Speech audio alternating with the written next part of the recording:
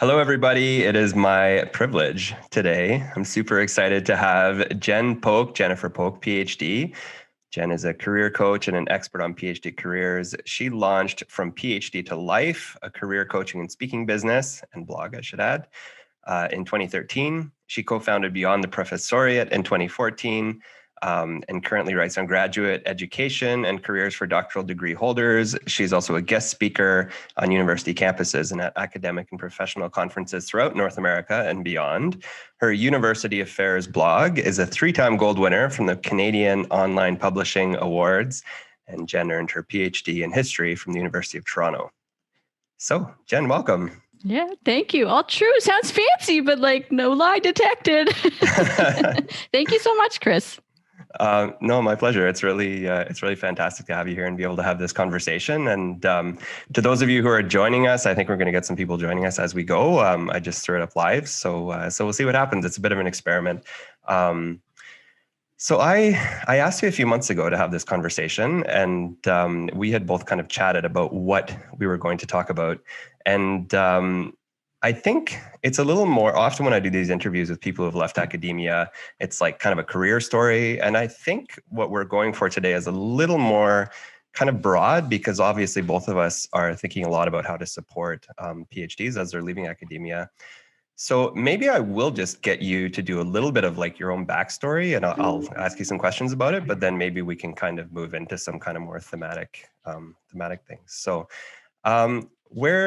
what got you started on this journey of, I think it's been almost, 2013 you launched the blog?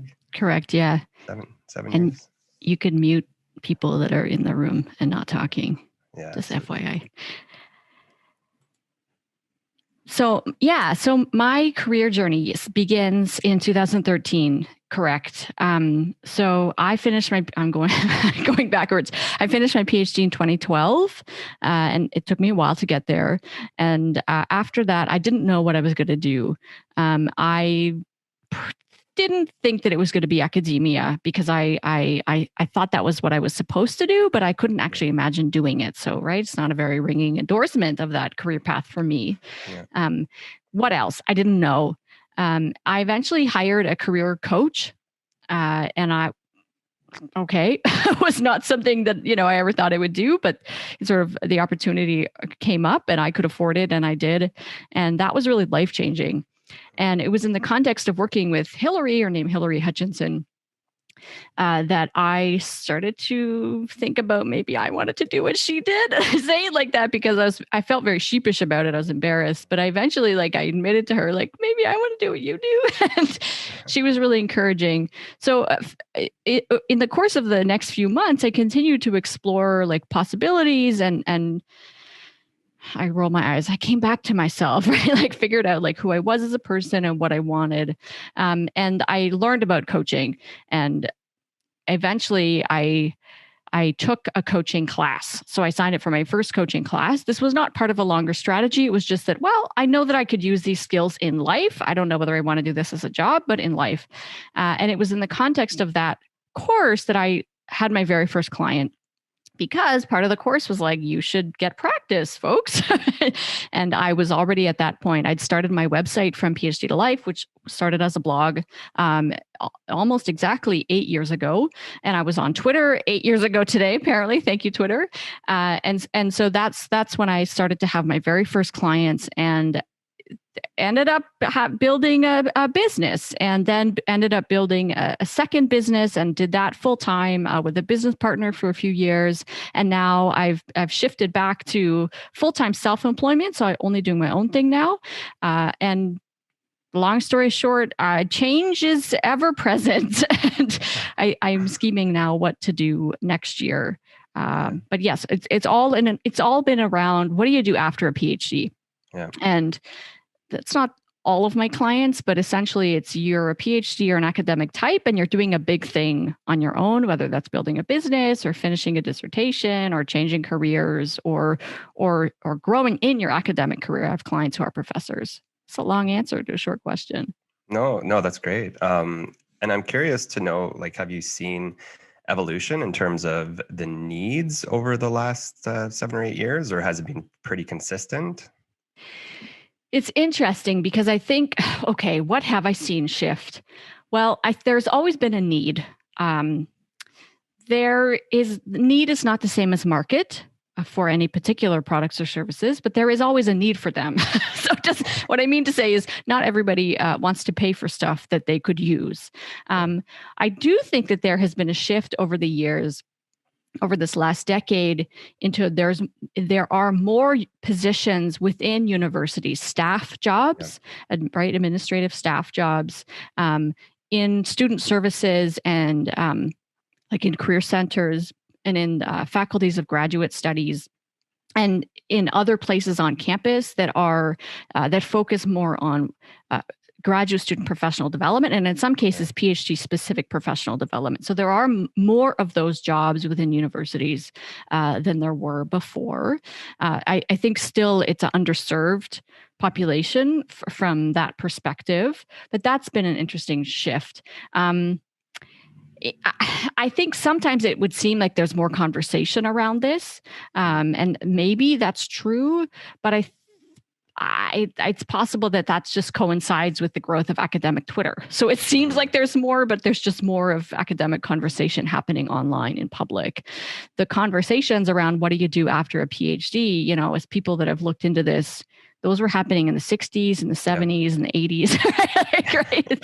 And very frequently, they're really the same kind of stuff. The specifics differ, but largely the same kind of stuff.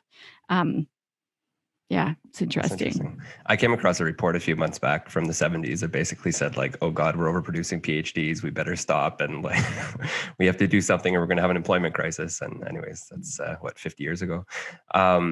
What I wanted to ask about like individual PhDs themselves, like as you're working with clients one-on-one, have you seen an evolution of the needs and expectations there, or has it been pretty much kind of stable across the board? Yeah. So, I think from my experience, in some ways it's frustrating because every year there's a new crop of people who don't know the same things as the people a year before them didn't know. And of course not, right? Yeah.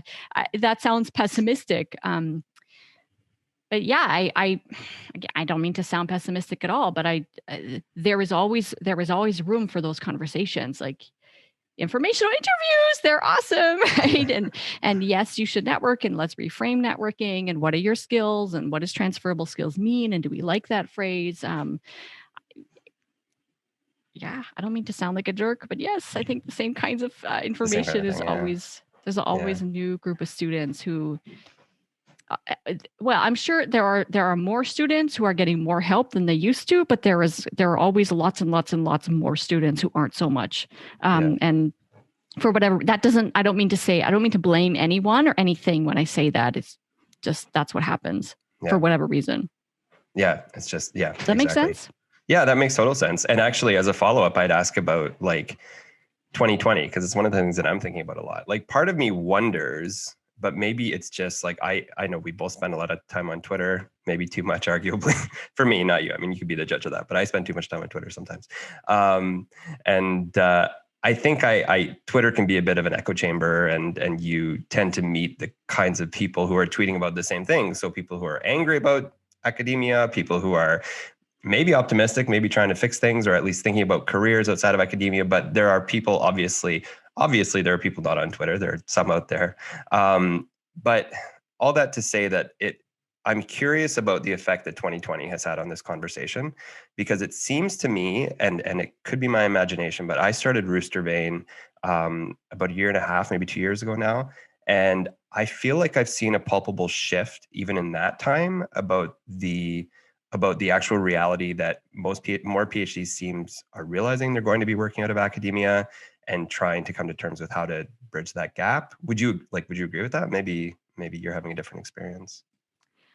I would like to think so. It's interesting because I'm old enough to remember I was in my PhD during the last big crisis, which was a different scale, certainly. Yeah. So that didn't seem to make a big dent at the end of the day. Yeah, I don't know. I would like to think so, but I don't know. If anyone's doing research on this, let us know. Yeah. Yeah, for sure. There are But I'm happy. Like, let's go with what your experience is, because I don't know different. It might just be, who knows, maybe it's just my experience and maybe it's not universal, but it feels like there's a little more urgency. And the thing that I'm getting to, but it also may just because I'm growing too, but I'm having more university people reaching out to me, or talking about like the value of having this kind of alt-ac conversation. So, but who knows, it might just be. I do hope that people saw the extremely dire, like not just dire, but like super, super dire. Yeah. People were tweeting out in the fall, there are like 3 jobs, 1, 2, 3 in my, not insignificant academic subfield. Yeah. Versus like last year, there were 12. Yeah.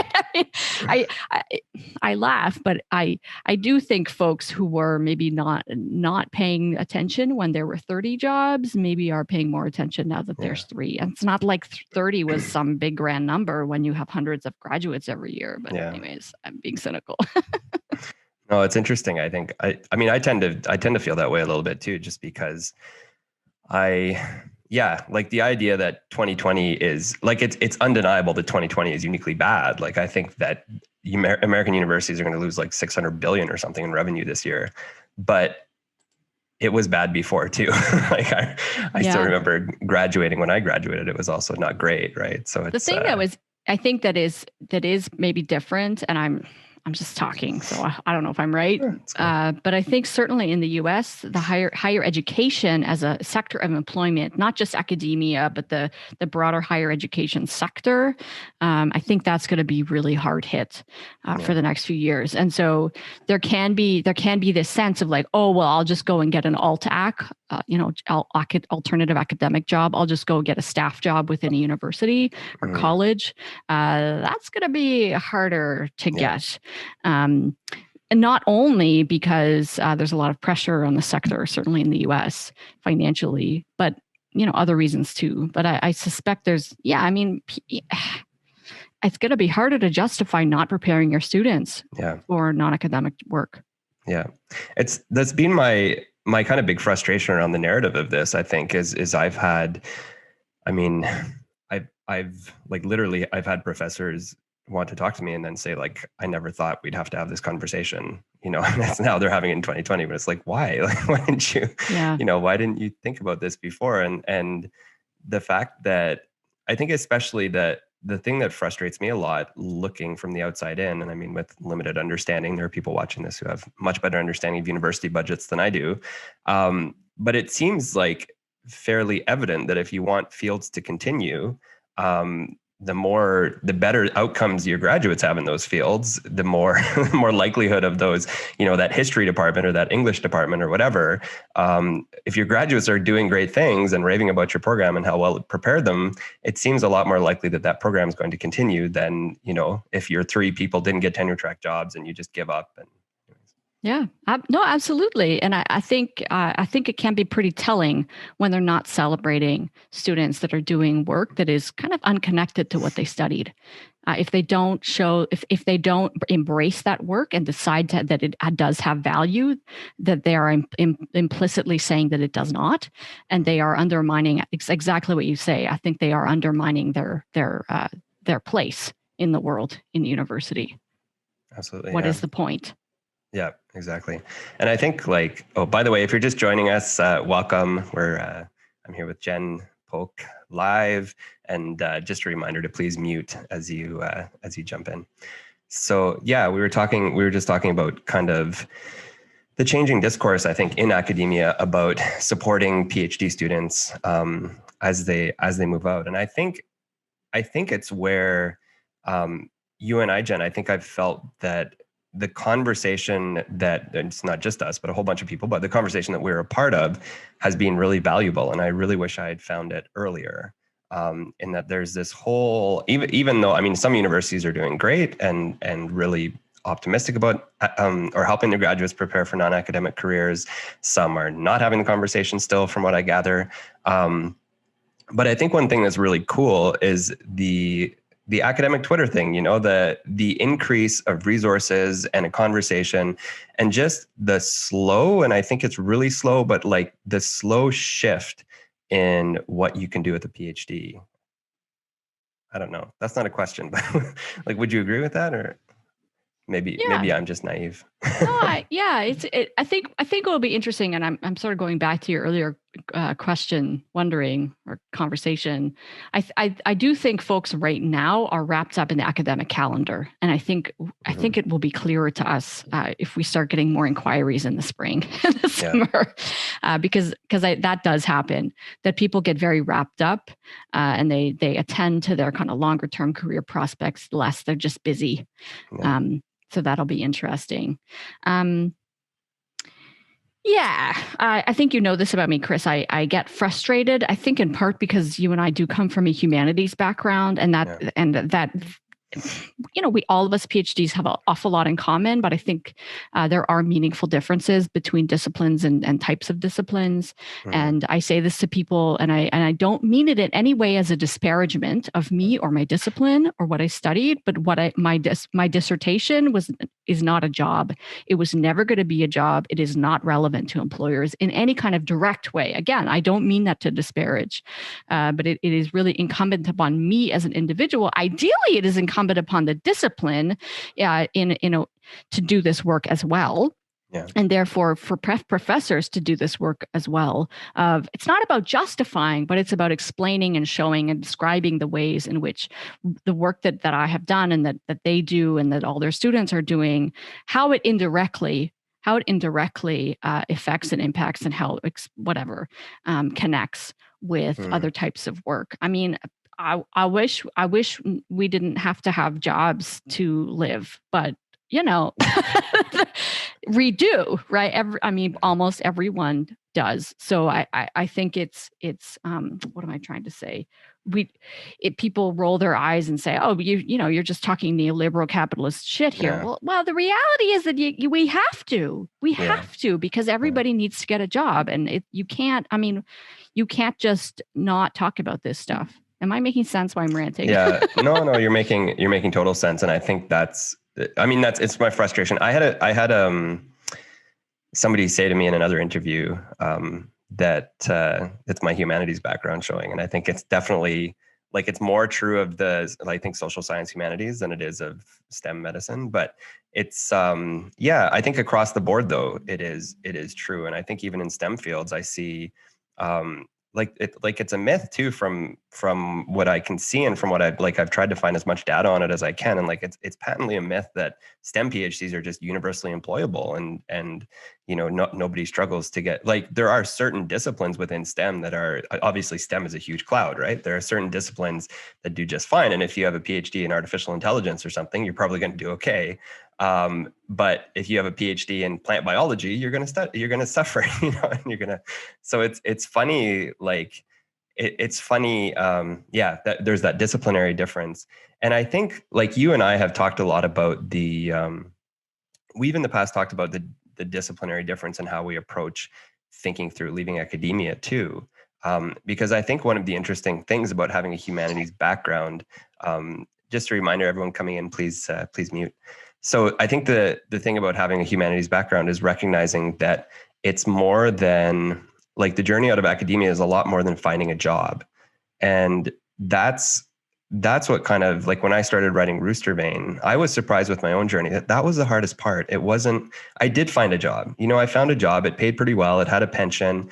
And I was just well, shit, I'm still unhappy. This isn't I was supposed to be a professor. Why am I, and not to say, and ironically now 2 years later, I'm happier than I ever was. And I don't want to go back. I wouldn't take a tenure track job tomorrow if somebody gave me one, but it takes time to reframe your identity and to go through that shift. And it's much more than write a resume and get that job, And I think that's one thing that kind of makes the humanities perspective really valuable in the transition. It really, anyways, now I'm ranting, but it's that's true. What makes It's true. And I think that understanding and that attention to language and phrasing and storytelling that is not necessarily directly taught to us, but that we just kind of have by doing this kind of work, the humanities type of work. I think that is valuable. And I think that that does help I think it's important for scientists to hear from us because they don't necessarily, I mean, they could, but they don't necessarily need those kinds of perspectives and ways of dealing with the world in their work. And there's myth busting, right? That you mentioned myths before. In science, there is this sense that like science with a capital S is this good thing that is better than other things. And that's a myth, right? And that's a thing that you can say, that's a discourse, right? Use our language, and you can have a different perspective on that. And I think that's very healthy for people. There's this identity formation kind of discussions. I think people can say, oh, right. So I can still be me, and I can still be a scientist with a small s if that's a meaningful identity marker for me. But my job can be different. And I think showing people that those are different things is really valuable. Another thing that happens with scientists is that there's a particular kind of way of doing science that is considered to be science, capital S, but that's not true in the reality. I mean, what is the point of science is about making the world a better place, doing rigorous research, and you need all kinds of people in the science ecosystem to make that happen. So there's a lot of people that would come out of a STEM program that would actually admit to themselves, if they could, that they don't like lab work. Well, guess what? Most scientists actually don't do lab work. So great. It's good. Yeah. There is a, even if there are jobs in industry, quote unquote, for scientists, they don't necessarily want those jobs because they don't want to work in a lab. Yeah, no, totally. And then I think the flip side, I'm preparing a webinar for tomorrow on jobs for humanities grads. And the flip side is I don't think people understand how well social science and humanities grads do, if they get out of the academic chasing academia, like contingent, right? Yeah, that's what I mean. Yeah, like how well they do in non-academic positions. And I think one of the things I realized really quickly in Ottawa was how often I would be talking to somebody in who's like leading a government department or high up in policy somewhere, or working for a national association or whatever, director of research for something, and they'd say, "Oh yeah, I have a PhD in religious studies or like an MA in ancient history or something," and it's hilarious that.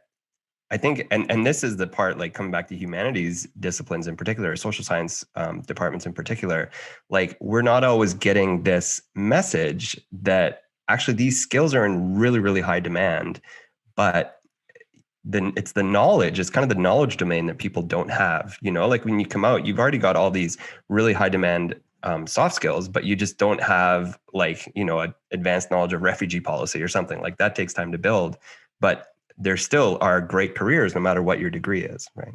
Yeah. And there are particular manifestations of the general skill set that you have that you don't have.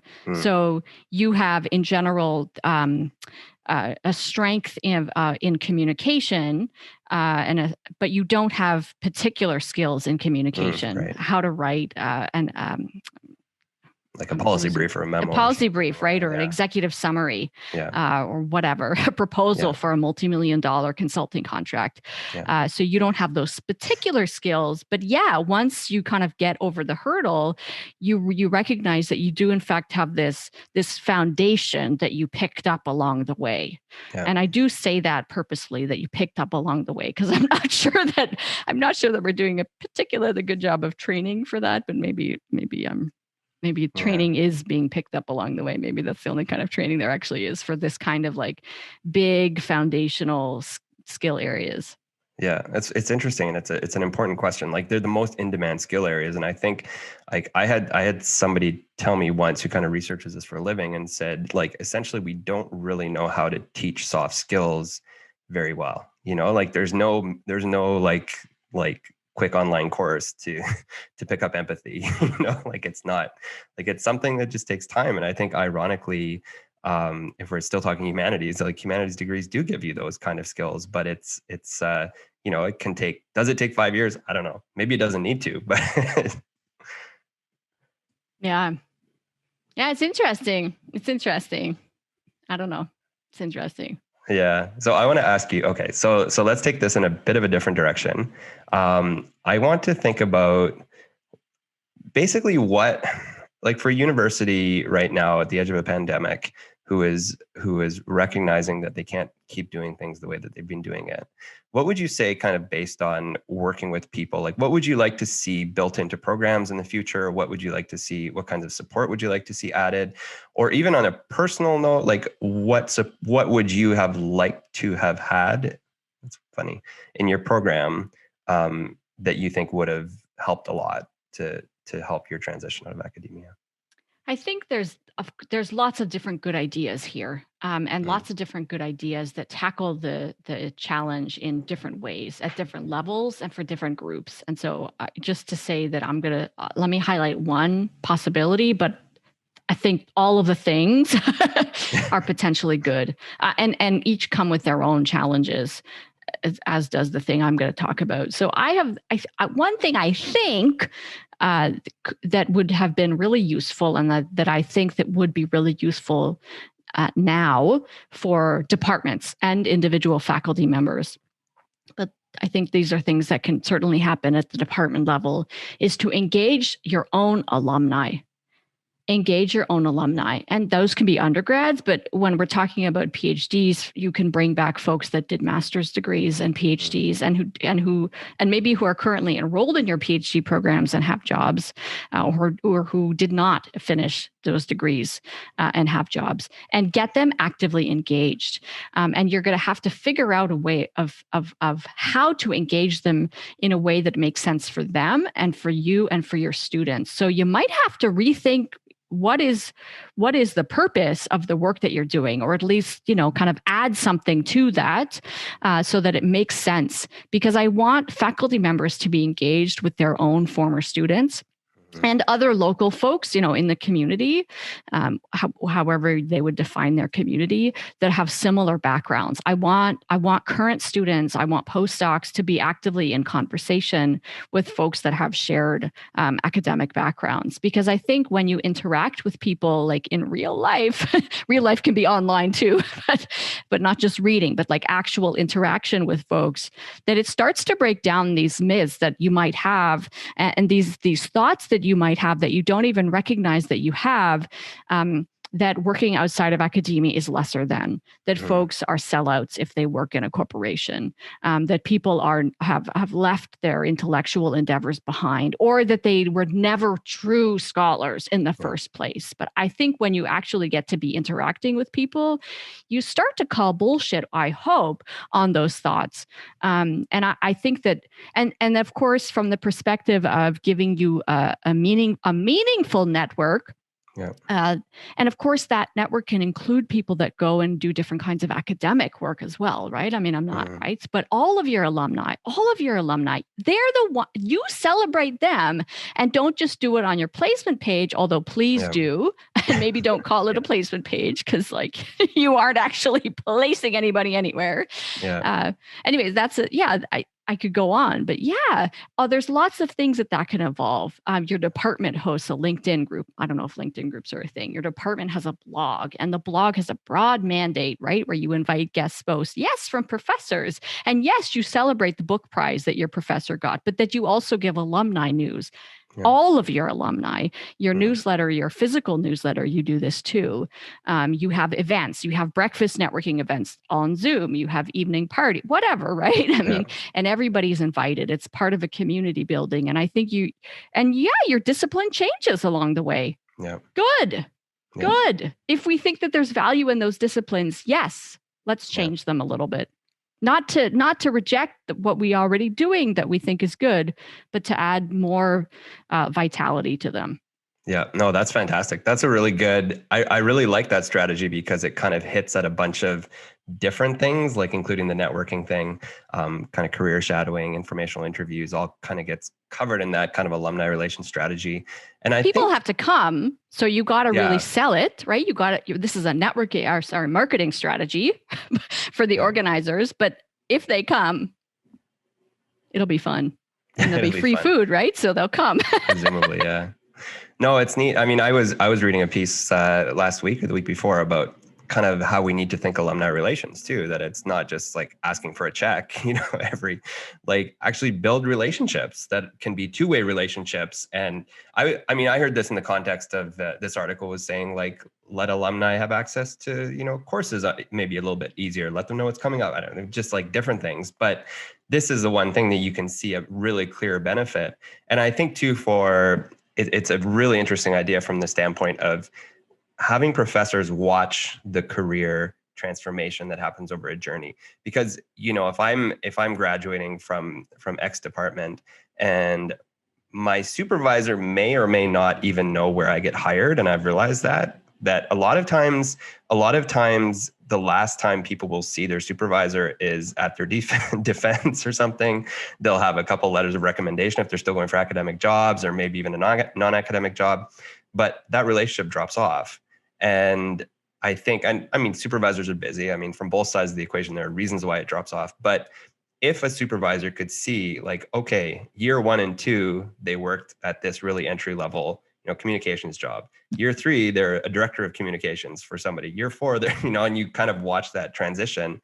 I think it would actually really have a powerful effect on the way that the academy as a whole imagines careers and understands progression, especially with a degree. Yeah. I know that this is hard, and maybe this is something that the people could get support around. Professors, I mean, could get support around it. But like, if every professor sent once a year an email to their former students and their current students, right? I mean, give me your update. Where are you at? And it was friendly, and it was like, and here's my updates. And I really would love to share, and I would love to hear for myself, but with your permission, I would love to be able to share your news with my current students and my recent grads. And if that was, once a year, right? Once a year. And I think everybody now has discovered, hopefully, that the internet is great and we don't have to do things in person. And it doesn't matter whether you've moved to Australia, you can still be in part of the conversation. So yeah, I am saying that it's an extra thing to do, but it doesn't have to be a big extra thing to do. And this could just be part of department culture, ideally, where, at some point in the year in July, everyone is encouraged to reach out to all of their former students, and it becomes just part of a department culture of celebrating and updating and et cetera. Absolutely. And I was just going to mention, I'm not going to remember the name of it right now, but there is actually an ed tech startup that is kind of like aiming directly at these like alumni relationships, trying to build them. And I don't know if it's like a membership platform, or I'm not exactly sure how it operates, but I know like the actual purpose of it is to build meaningful relationships with alumni. So maybe watch this space. It might be something that kind of evolves. So there's kind of one last thing I want to talk about. I don't know if there's anything you want to talk about. You can throw anything out if you want to, but I know we have some people watching too, so we'll save some time for questions after. We first met in person, and I think it was maybe a year and a half ago. I'm not even really sure how far. I think it was November. Was it November? I remember it being cold. Mm-hmm. You were in Ottawa for a roundtable, and and I was working at the government. And I had just started blogging, and you reached out to me, and we went and had a cup of coffee at Starbucks back when we could do that. And I think one of the things that I thought Bridgehead, wasn't it? Bridgehead? Yeah, it's Bridgehead. For those of you not in Ottawa, you have no idea what that is, but it's an Ottawa coffee shop. Yeah, that's right. It was Bridgehead, I think. So I think so what I was going to say is like we had a really great conversation, really enjoyed getting to know you. And the one thing that's always stood out to me about that moment is that you were so generous as somebody who's really well established and in Canada, a national brand in this space. And for me, just a person who was a newcomer, you were really generous. And we went and had this conversation. And I really, to this day, that's something that always strikes me about your character, that you've never been a gatekeeper and you've never said like, this is a rival or a PhD person. It was just like, let's work together. This is a problem. We care about it. Like, let's talk about solutions. So I'd like to talk really quickly about like this, first of all, maybe your own work a little bit too, but like, where do you see this kind of industry going, if it's an industry, I don't know, the whole like supporting academics and transitions. When I started blogging, I didn't know anybody. And thankfully, through the magic of the internet, I now know a ton of people in this space, which is really great. And all or most, I'm going to say all, because I can't think of anybody I don't like. They're all wonderful people. They're all really good-hearted. And contrary to what you might see on Twitter, I've yet to meet anybody who's just like trying to take advantage of desperate PhDs. It tends to be people who are really mission-driven and really care a lot about this problem. So that's a really long kind of prelude. But just to say, where do you see this industry going? Like, what do you see kind of outside of the academy that needs to happen or could happen? Or I'd be curious to hear your thoughts on that. Yeah, it's interesting. And it makes me think what we talked about earlier, there are increasingly, and hopefully there will be more and more folks at universities who are there to help graduate students when they're graduate students, and postdocs as well. Postdocs are vastly underserved. So that's really important. But there is always going to be a need for services after that, because the transition, that if folks go through the transition to working outside of academia, that very frequently happens once they no longer have access to university services. So just to say that we all fully and totally support on-campus services and think that there should be more of them. And I don't want grad students to hire me. I mean, like I do different kinds of work, and I'm able to do different kinds of work because I'm here and not in there. But anyways, just to say that I think we're all in this together, even though we in some ways have very different careers.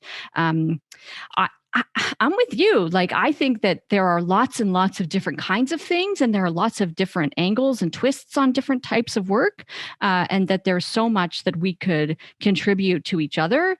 And I think one of my kind of a vision that I have, and like a vision, it's vague, is I think it would be so cool to have all of us like really robust, sustainable businesses doing different things and partnering formally and informally together over the years. And what's neat is that this makes space in the world for this kind of work. Like it justifies it, right? And one person coming up, and like you coming up and getting in the conversation and getting, therefore, people that resonate with you and your message, getting them involved in the conversation, that helps all of us, because it justifies, not the word I'm going for. Interrupt me if you know what we're going for, but it legitimizes this type of work, because I think when Karen Kelsky started, she's The Professor is In, and her focus has shifted a little bit over the years. But I think that she was pretty new, and there wasn't this kind of industry didn't exist, and she sort of created a market. And as other people, I think that market grows, and it's really interesting. And there is so much need for this, whether you're working with professors, with institutions, with individual students, with folks who want to start businesses, right? You and I are both interested in helping folks start businesses, with folks who want to be better teachers, right? There's a whole industry around that, faculty development consultants. I'm going on. Yes, let's all work together. Let's all be not rich, but rich enough, and and it's international, which is really cool that you mentioned. Yeah, I was going to make a joke about neoliberalism, but I'll leave it alone. We all want to be rich enough that we can, right? Rich enough, money is resources. Yeah. It's a resource. So, and the more resources you have, the more good, the better you can do, and the more people we could hire, and the more people we could reach. Because I have my own particular perspective, but there needs to be more of us, because there's so many different types of students. Yeah. No, for sure. And the thing I was going to say, that the thing that kind of occurred to me as you were saying that is, one of the reasons that we serve, you said this, sorry, I'm basically kind of repeating it back to you, but I think like one of the reasons why we serve PhD students directly is often because they don't have it at the university. And if in the future we serve universities directly instead of students directly, that would be fine. Like that would be absolutely fine. And that's what, like, I've noticed a lot, that there are two kinds of people that really need a lot of the resources. And like the first group may not have it at their university.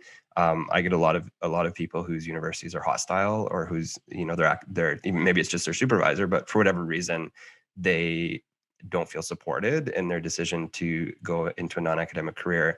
And then the flip side is that I see a lot of people who have left already, and there are people who have graduated, and maybe they're 2 years out from a PhD, and they're working a really crappy job, and they have no prospects, and that person doesn't necessarily have access to the university in the same way. They probably have something, but like it's not quite the same kind of, or even just the same connectivity. So I think that I'd love to see like that. Some of that market may exist, but I think both of those markets would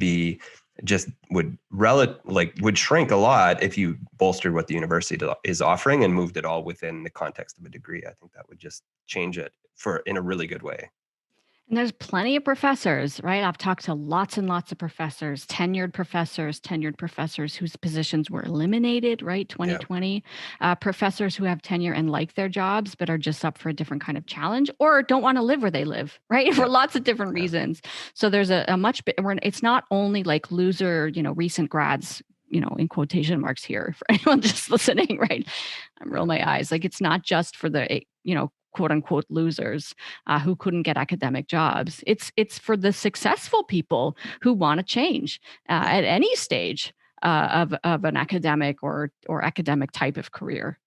Yeah, absolutely. I'm just going to ask a question really quick because there's a question in the chat. So the question is, how do you recommend getting and setting up informational interviews? I've noticed a lot of people are hesitant to cold email people in the field they haven't met. Yeah, a lot are. I would say that this is, if not the number one of the number one stumbling blocks for the folks that I've worked with and interacted with over the years is that they're really hesitant to talk with other people. And I say it that way because that's all it is. You're just talking, and maybe you're not talking, but you're interacting in whatever way with other people. I think the first thing is to recognize that it's not cold. If it's truly cold, then you might find somebody else, but it's not cold. If you have a PhD and that other person has a PhD, that's a connection, right? Yeah. That's a meaningful connection, probably for most people. If you're reaching out to a management consultant and you were in a management consulting club in undergrad, that's a connection that you could point to. Certainly if you studied the same thing, or you're any person that connects you with that other person. Jen said to talk to Elena. That's a connection. Yeah. I follow you on Twitter. That's a great one. Right. I love flattery. And then, so it's first of all, for you to do the work to figure out who you want to talk to and why you want to talk to them and what's your connection to them, and to think broader about what is a meaningful connection. And then also to keep in mind that this is a good thing to do. It's good, capital G, right? I'm going to put that value on it. It's a good thing to do. It's a regular, normal, everyday thing to do. It's common. It's expected. Yeah. It's expected. People will welcome it. People will welcome it, especially anyone who has had a career shift and anyone who is working in a job where they haven't been in there for 40 years, right? Because anyone who has had any kind of shift in their career that has changed companies or job titles, they have done informational interviews. They might not have called it that, but they will have done them, and they will have recognized the value of building their network. And the last thing I think is really important is to normalize following up.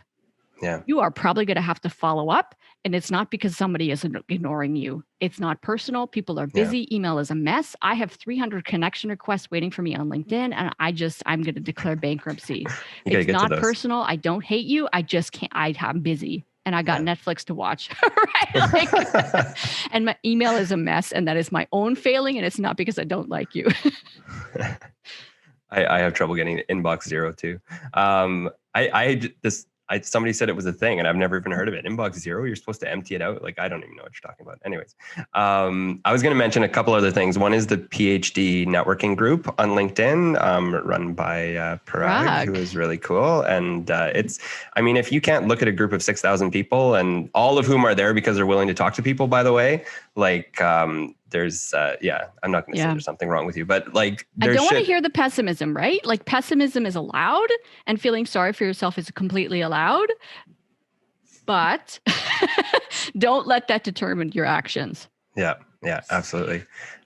So I was going to mention, okay, so that group, there's also a Smart Tribe that does really good connections to industry. So you can check out Smart Tribe. I think it's smarttribe.io. They set up actual connections. And I've used things like Lunch Club and Shaper as an app too that I've used to meet people. So all of which are great. I mean, you have a little less control over some of those things, but you still get to meet cool people. And that's like the thing I would say, especially for like informational interviews, just talk to anybody you can. I mean, don't set your mind to like, I need to talk to X position. Just kind of keep a really open mind. So yeah, and make sure that you actually care. I had a client who for a couple of years did lots and lots of information. This was before he was a client. So it wasn't my fault. Did lots and lots of informational interviews, but kind of like didn't really get anything out of them. And his realization later on was that he didn't actually care. He just did them because he thought that these were the kinds of jobs that he should be looking for. He wasn't actually talking to people whose work he actually cared about. So the first thing is for you to figure out what do you actually care about. And that doesn't have to be job title. It just has to be, I saw an article that you wrote, or I follow you on Twitter and you sound like maybe an interesting person. Let's chat. Yep. Yeah, absolutely.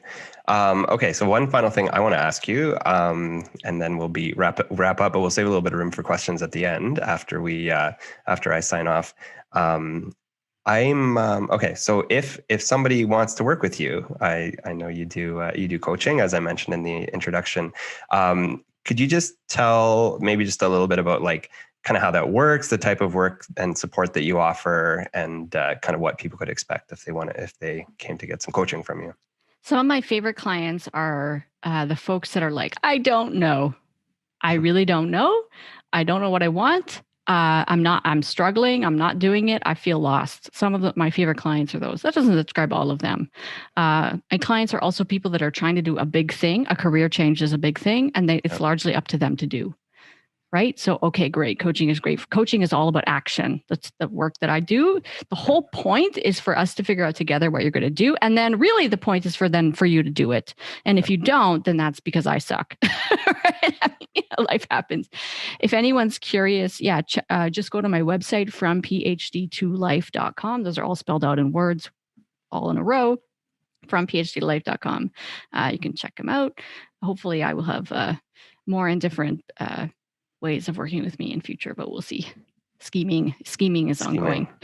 That's awesome. Well, I know if there's anything I know about you, it's that you're passionate about supporting people through this transition. And I think obsessive is another way of saying that. Obsessive. Yeah. Well, I know whatever ways you come up with, I'm excited to see the new and different ways you serve people. So that's great. I was going to ask where people can find you, but I think you just said it, from PhD2life.com and Twitter at PhD2life. Also, and and I'm on. You can follow me on LinkedIn. Please don't connect with me because I won't see it. But you can connect with me if you want. But you can follow me on LinkedIn. That's easy enough. You just click that big blue button beside my name. It says follow. Some good alliteration, yeah. Jen, thank you so much. I really appreciated this, and all the best. Thank you. You too, Chris. Scheming.